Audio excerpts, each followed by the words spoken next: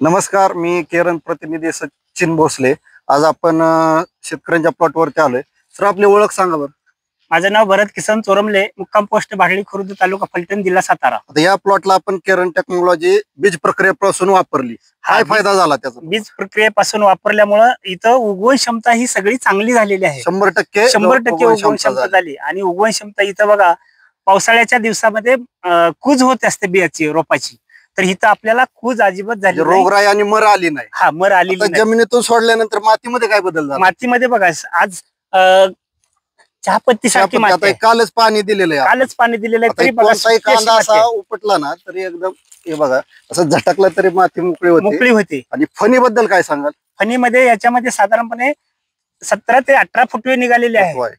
आणि आता ह्याचे मान आणि कलर साईज बद्दल काय सांग? आता साईज बघा, साधारणपणे या ठिकाणी साईज बघितलं तर आपण 600 ते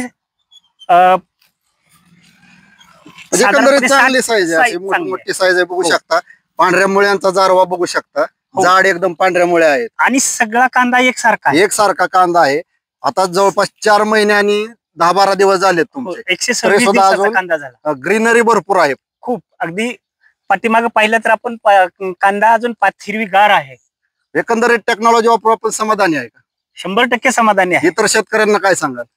केरन टेक्नॉलॉजी प्रत्येकाने आपल्या मातीसाठी आणि पिकासाठी वापरली पाहिजे. टिकवण क्षमता सुद्धा होणार आहे. टिकवण क्षमता 100% होणार आहे. आपण त्या ठिकाणी शेडमध्ये कांदा काही काढलेला आहे आणि हा कांदा आपण साठवण क्षमता म्हणूनच ठेवणार आहे. जवळपास 8 महिने तर आरामात कांदा टिकतो. माहिती दिल्याबद्दल धन्यवाद. Okay sir.